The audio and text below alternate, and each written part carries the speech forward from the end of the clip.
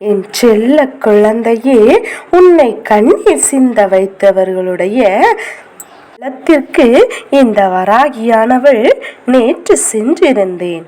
என் தங்கமே, அங்கு நான் கண்ட காட்சியானது மிகவும் வியப்பாக இருந்தது. நான் எதற்காக முதலில் அங்கு சென்றிருந்தேன், அங்கு என்ன நடந்தது, எதனால் இன்று இந்த செய்தியினை இந்த வராகியானவள் உன்னிடத்தில் தெரிவிக்க வந்திருக்கின்றேன் என்பதையும் அம்மா உனக்கு தெளிவாக சொல்கின்றேன். நான் சொல்லி முடிக்கும் போது இந்த செய்தியை உனக்கு கொண்டு வந்ததற்காக இந்த வராகியினுடைய நோக்கம் என்னவென்பதையும் நீ புரிந்து கொள்வாய். என் பிள்ளையே, முதலில் அம்மாவின் வாக்கினை கேட்பதற்கு முன்பாக ஒரு விஷயத்தை தெளிவாக புரிந்து கொள்.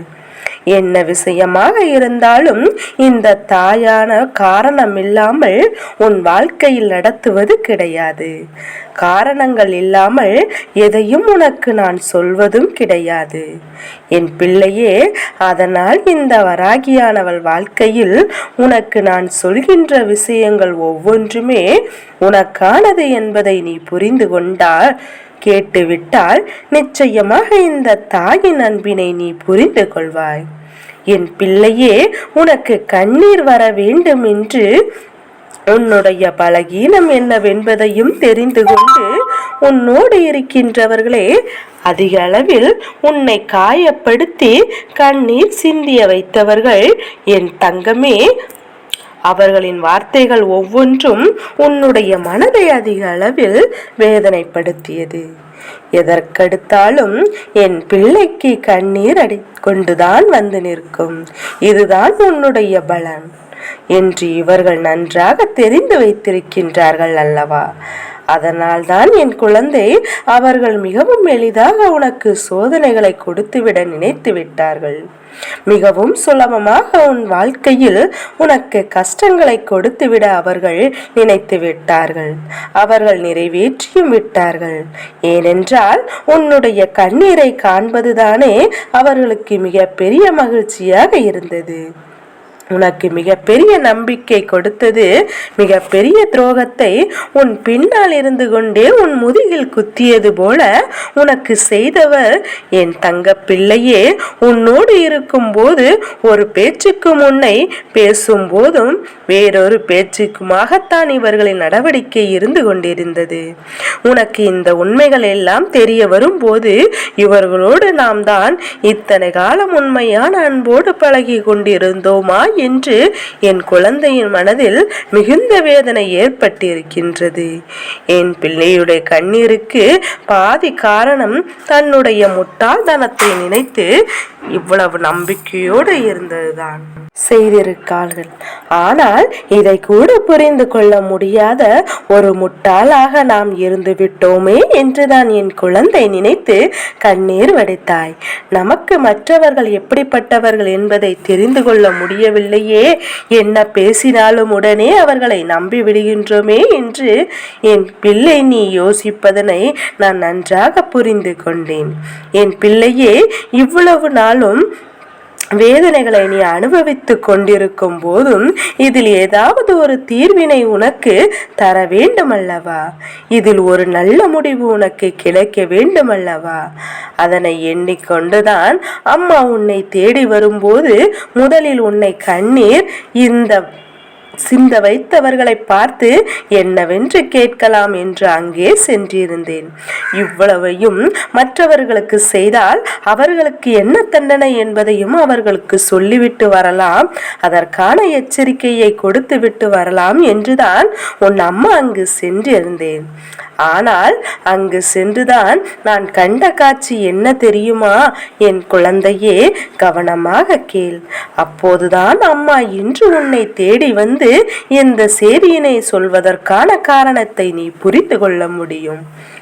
என் தங்கமே, அடுத்தவர்கள் வாழ்க்கையில் கெடுதல் செய்தால் என்ன நடக்கும் என்பது அவர்களுக்கு புரிந்துவிட்டது. ஏன் தெரியுமா? நான் அங்கே சென்றிருந்த போது அங்கு நடந்து கொண்டிருந்த காட்சி என்ன தெரியுமா? அவர்கள் குடும்பமாக இருந்து பேசிக் கொண்டிருந்தார்கள். அவர்கள் சொன்ன விஷயங்களை நாம் மற்றவர்களுக்கு கெடுதல் செய்தால் நமக்கு அந்த கெடுதல் பல மடங்கு திரும்ப திரும்ப வரும் என்பதையும் உணராமல் செய்துவிட்டு இப்போது வேதனைகளை அனுபவித்துக் கொண்டிருக்கிறோம். நாம் செய்த ஒவ்வொரு விஷயங்களும் இன்று நமக்கு திரும்பி கொடுக்கின்றது. எதையெல்லாம் செய்து மற்றவர்களை கண்ணீர் சிந்த வைத்தோமோ அதையெல்லாம் இப்பொழுது நாம் வாழ்க்கையில் நடந்து நம்முடைய கண்ணீரை அங்கே வாரி வழங்கி கொண்டிருக்கின்றோம் என்று அவர்கள் மனவேதனைப்பட்டு கொண்டிருந்தார்கள். அது மட்டுமல்லாமல் எதுவும் அறியாமல் நம் மீது உண்மையான அன்பினை செலுத்திய ஒருவருக்கு நாம் செய்த துரோகத்திற்கு நமக்கு நிச்சயமாக தண்டனையாகத்தான் கிடைக்கும். அதை ஒருபோதும் தடுக்க முடியாதல்லவா? நாம் செய்த பாவத்திற்கான பலனைத்தானே அனுபவித்துக் கொண்டிருக்கோம். இனிமேல் இது போன்ற தவறுகளை வாழ்க்கையில் ஒருபோதும் செய்துவிடக்கூடாது. தெய்வம் என்றும் இருக்கின்றது என்பதை நன்கு உணர்ந்த நமக்கு இது போன்ற செயல்களை செய்யும் போது தெய்வத்தின் மீது பயமில்லாமல் போய்விட்டதே. இப்போது தெய்வம் தம் வாழ்க்கையில் தண்டனையை கொடுத்து கொண்டிருக்கின்றது. இதையெல்லாம் அனுபவிக்க முடியாமல் தினம் தினம் கண்ணீர் வடித்து கொண்டிருக்கோமே, இந்த பாவத்தினை எங்கு சென்று கழிப்பது என்று அவர்கள் பேசிக் கொண்டிருந்தார்கள். என் தங்கமே, அது மட்டுமல்லாமல் உனக்கு செய்த துரோகத்திற்கு அவர்கள் நானோ அங்கே பழி வாங்குவதற்கும் அவர்கள் செய்த தவறுக்கு தண்டனை கொடுப்பதற்கும் சென்றிருந்தேன். ஆனால் அதற்கு வழியில்லாமல் அவர்களின் மனதிற்குள் மிக பெரியதொரு திருப்பத்தை கொண்டு வந்து விட்டார்கள். அவர்கள் மனதிற்கு மிக பெரிய தெளிவு ஒன்று கிடைத்திருக்கின்றது. அவர்கள் செய்தது எத்தனை பெரிய தவறு என்பதையும் புரிந்து கொள்ள தொடங்கிவிட்டார்கள். இதற்கு மேலும் நாம் செய்துவிடக்கூடாது. அப்படி செய்தோம் ஆனால் தெய்வம் நம்மை ஒருபோதும் மன்னிப்பாது என்பதை அவர்கள் புரிந்து கொள்ள தொடங்கிவிட்டார்கள். எல்லா தவறையும் யாரேனும் செய்திருக்கும் பட்சத்தில் அவர்களை பழி வாங்கி இருந்தால் கூட பரவாயில்லை, இது தவறுமே செய்யாமல் நம் மீது உண்மையான அன்பு வைத்திருந்த இவர்களின் வார்த்தைகளையும் நம்பிக்கையும் கொண்டிருந்தது துரோகிகளை யோசிக்காமல் செய்துவிட்டோம் என்று அவர்கள் கண்ணீர் சிந்து வடித்து கொண்டிருந்தார்கள்.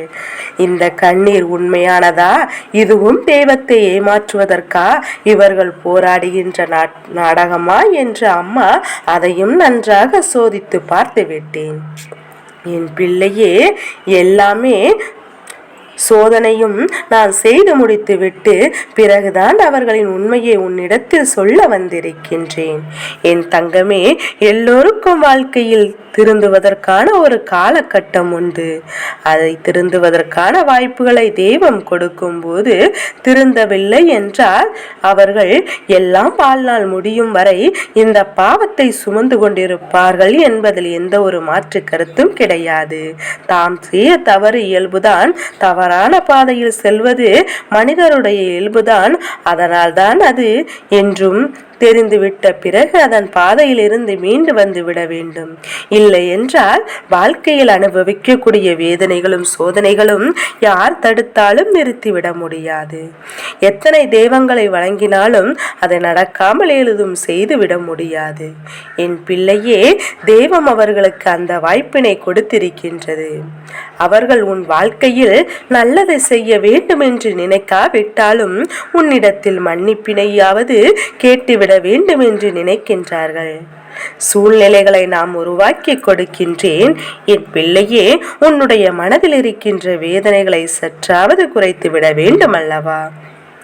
அடுத்தவர்களின் வார்த்தைகளுக்கு நீ உன் மனதில் அளவில் மிக பெரிய ஏற்படுத்தி கொண்டு இனிமேலும் இந்த பாதிப்புகள் எதுவும் இல்லாமல் அவரவர் செய்கின்ற பலன் அவரவர்களுக்கு என்பதை உணர்ந்து கொண்டு தெய்வம் கொடுக்கின்ற வாய்ப்பினை சரியாக பயன்படுத்தி கொண்டு செய்த தவறுகளை உணர்ந்து கொண்டு வாழ்க்கையில் தப்பித்தோடு மட்டுமல்லாமல் தெய்வத்தின் அன்பையும் நான் செய்தது தவறு என்று தெரிந்துவிட்ட பிறகும் யார் ஒருவர் தெய்வம் நமக்கு கொடுக்கின்ற வாய்ப்புகளை சரியாக பயன்படுத்தி கொள்ளாமல் மேலும் மேலும் தவறுகளை செய்கின்றார்களோ அவர்கள் காலம் முழுவதும் வாழ்க்கையில் எந்த ஒரு சூழ்நிலையிலும் பாவத்தை கழிக்காமல் வாழ்க்கையில் மோட்சத்தை தான் இருப்பார்கள் என்பதை என் குழந்தை நீ உணர்ந்து கொள்ள வேண்டும்.